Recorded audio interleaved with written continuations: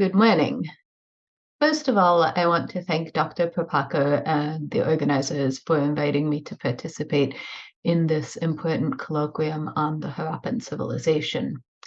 The paper I'm presenting today is a much abbreviated version of my current book project, but on a deeper level, it is my argument for the value of art history as a tool for better understanding the Harappan civilization. As we know, the earliest exploration of the ancient Harappan civilization coincided with exciting discoveries taking place in both Egypt and Mesopotamia in the early 1920s. Excavations at Harappa and Mohenjo-daro revealed urban architecture on a vast scale, and the Indus Valley quickly claimed a place among the great riverine civilizations of the third millennium BCE.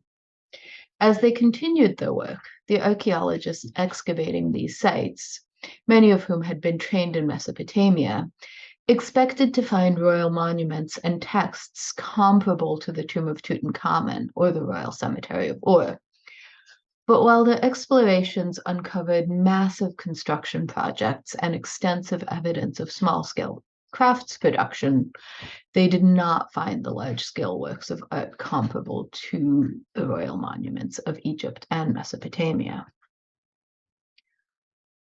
While excavators did find significant quantities of finely carved inscribed materials, primarily seals, sealings, and tablets, the lack of materials that could be considered art meant that the study of Harappan archaeology became largely the preserve of anthropologists. Multiple studies of beadworking, pottery production, and faience manufacturing have offered significant evidence as to the role of crafts, and in particular crafts production, played in Indus society. The definition, development, and function of the Harappan visual arts, on the other hand, remains understudied.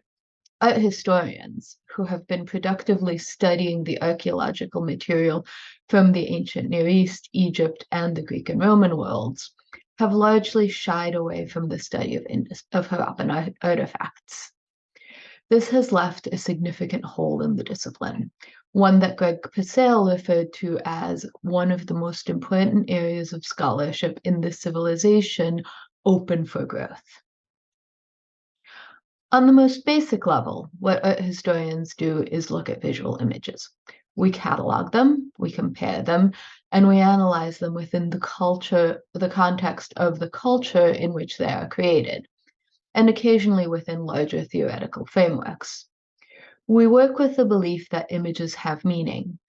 They are reference for things or ideas that have significance for the artist who makes them and for the person who views them. While the script on seals, sealings, and tablets found in the excavations of the Harappan world remain undeciphered to this day, these miniature works, which include naturalistic representations of fauna, imaginative depictions of fantastic creatures, and enigmatic scenes of interaction, are often considered the height of artistic production of the Harappan civilization. Art historical analysis can offer a fresh translation of these tiny objects, not of their textual inscriptions, but of the extensive and extraordinary imagery that they bear and of the visual language that this imagery embodies. This paper presents a few explorations of how varied art historical methodologies can be used to interpret not only the visual and practical aspects of seal production and use in prehistoric South Asia, but also the core visual vocabulary that is embedded within its iconography. The system of visual imagery embedded in the seals, tablets, and sealings is not the only visual system at work in the Harappan world, but its presence on artworks which are carefully produced and whose imagery can be easily reproduced suggests that the visual vocabulary found on these materials held special importance to the people of the Harappan world, especially those people who could control the manufacture of such artworks.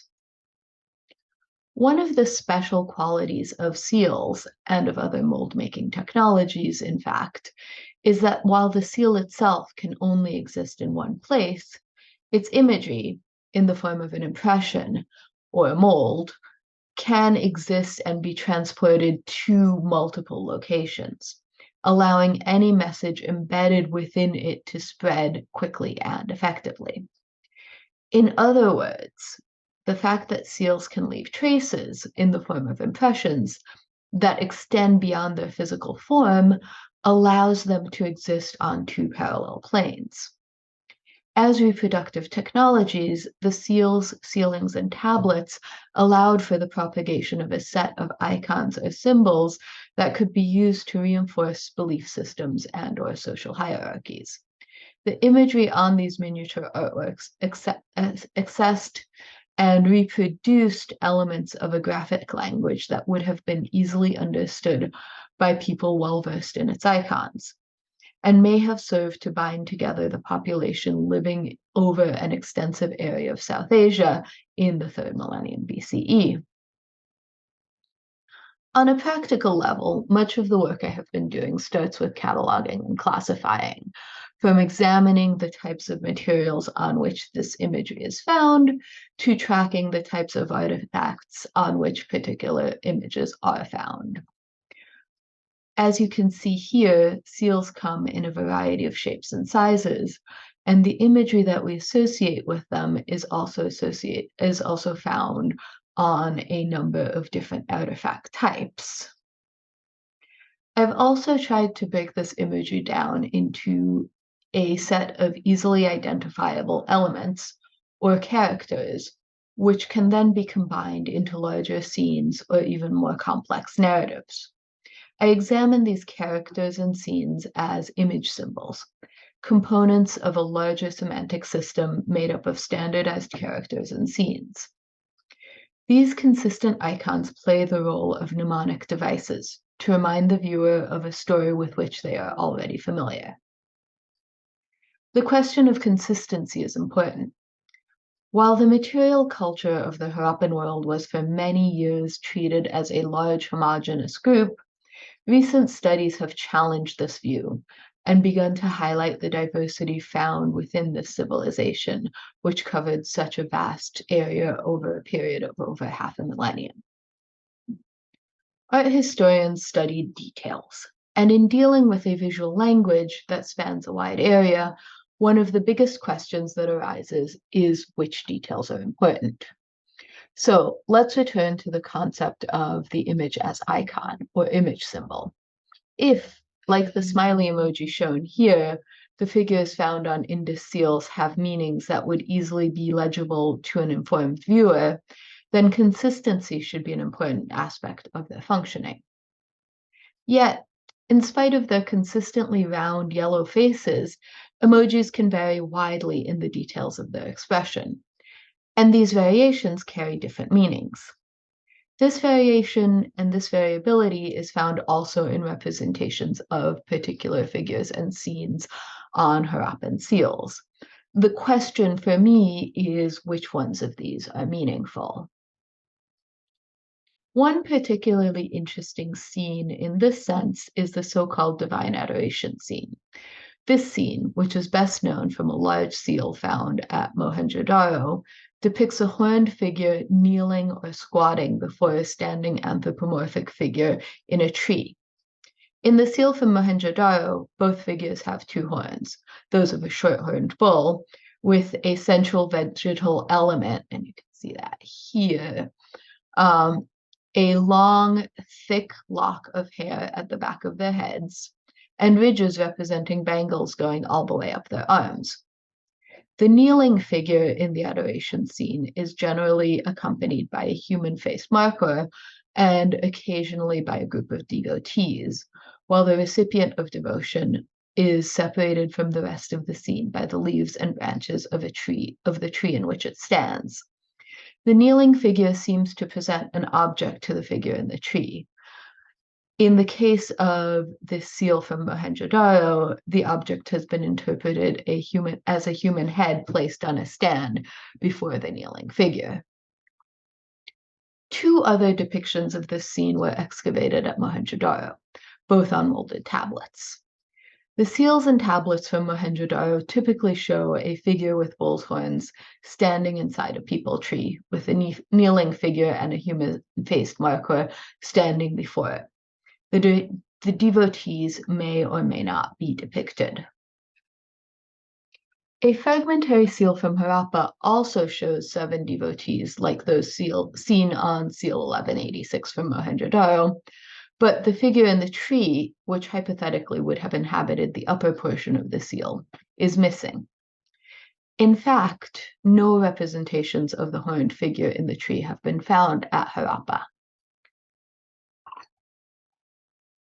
What we do have is a figure without horns depicted under an arbor made of peepal leaves.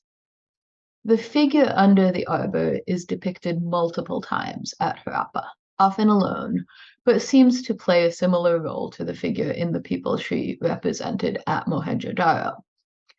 This is especially clear if we compare the scene depicted on this molded tablet from Harappa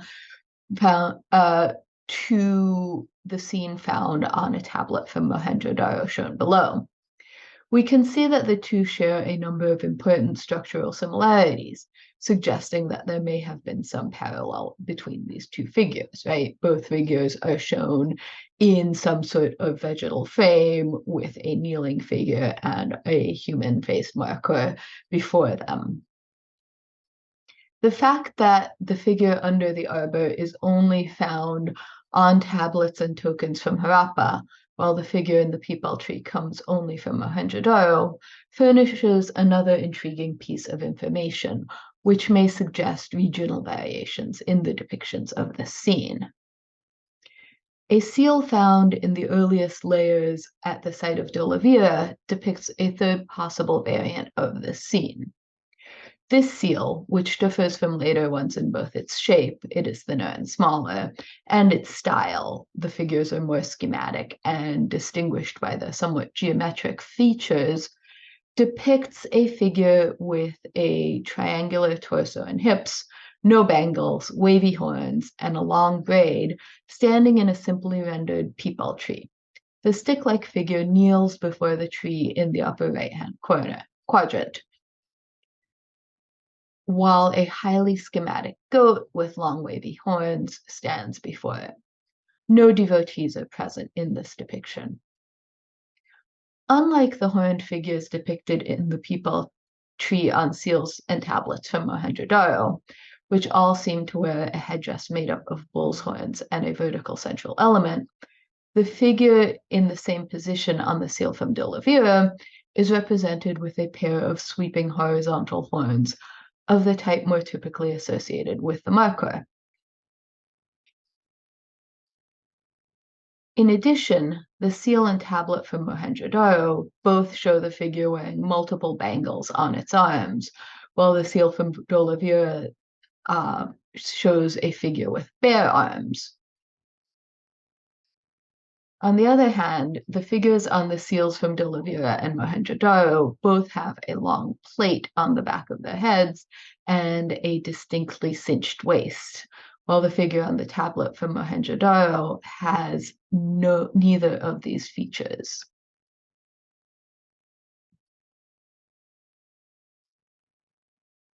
Looking at these 3 parallel but not identical scenes, we are left to question how much specificity is necessary in order for a figure to have a definite meaning. In the case of this divine adoration scene, I would argue that these 3 figures, 1, the figure with a bull's horn standing in the peepal tree depicted on seals and tablets from Mohenjo-daro, 2, the figure with a marker horn standing in a peepal tree found at Dolavira, and 3, the figure in the arbor found on seals and tablets from Harappa, are all members of a specific class of characters, but may be representative of different members of this class. As a class, these figures are all depicted receiving devotion while standing within a vegetal frame. But as individual members of this class, they may have different roles or identities. The geographic specificity of the depictions discussed above also suggests that there may be a regional variation in the representation of the characters of this class, raising the possibility that what we are seeing are either local adaptations of the way in which the recipient of devotion is depicted, or perhaps more provocatively, a regional variation in the recipient of devotion itself. In contemporary Mesopotamia, it was common practice for each individual city or city-state to have a city god who was the primary recipient of devotion, as well as the primary protector of that city. The Greeks later adopted the same practice, and even in contemporary India, cities and towns have specific deities that are more closely associated with them. Is it possible that what we are seeing in the different representations of the recipient of devotion in the divine adoration scenes of the Harappan world is in fact evidence of a similar practice of having local divinities? And is this variation then reflective of different groups of people with different ideologies brought together under the wider Harappan umbrella? Donald Hanson and Edith Parada suggested that the scenes depicted in ancient Near Eastern seals may have been representations in miniature of large-scale public artworks that have not been preserved in the archaeological record. Might the imagery of the miniature arts of the Harappan world also be a small-scale reflection of a much larger corpus of visual materials that would have dotted the landscapes of ancient Harappan cities and towns? The corpus of visual imagery that has not come down to us is vast. Everything from scenes painted using evanescent pigments on impermanent supports to expansive performances enacted by figures in garish costumes. The imagery on the seals allows us to imagine a world populated by these figures and scenes. While anthropologists and anthropological archaeologists examine how seals were made and used, art historians focus on how seals, and in particular the imagery on seals, functioned. Art historians view imagery and iconography as bearers of meaning and have the theoretical tools to question how ancient and modern visual systems are constructed. While this practice is useful for societies where scholars have access to strong textual record, it is invaluable in situations like the Harappan world, where this record is inaccessible. Thank you.